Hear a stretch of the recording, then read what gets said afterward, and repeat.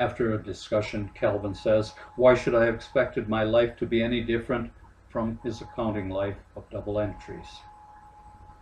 But I learned early that if your entries are neat and clean with no smudges or visible erasures, nobody will call for an audit, and that's why it works." Martha, how long are you willing to live like that? Calvin, forever, or until audited, whichever occurred first. But why? Calvin, because it was expected, demanded. Martha, not by me. Calvin, by the society around me. Martha, just live for the ones you love. We can't be concerned for the attitudes of 6 billion people whose names we'll never know. The ones affected are the ones who should help decide. Allison, Thurston didn't tell me either. Martha, you told me he did tell you, but you didn't want to know.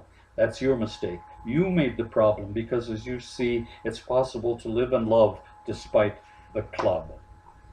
Allison, but you said unhappily. Martha, only for the lie. I never demanded perfection or even an easy life. As Shakespeare wrote, will fortune never come with both hands full? But we have a right to meet adversity with the truth. Calvin, there were times, Martha, when I felt I had only empty hands for you. Martha, I never felt that, or I would have left you, I'm certain. Calvin, I wish I'd gotten to know you better, Martha. Martha, so did I. But let's not pretend it would have been a lark. I'm sure I'd have wailed and maybe railed, and even the shock of directness would have been preferable to the horror of discovery.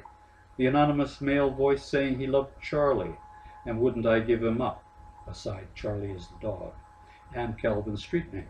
Calvin, and you said, naively, with the dog in mind, of course not, we love him too, and he belongs to us. And the voice said, he will never belong to you. You can lock him up, but he's mine. And I said, why are we quarreling over a mongrel?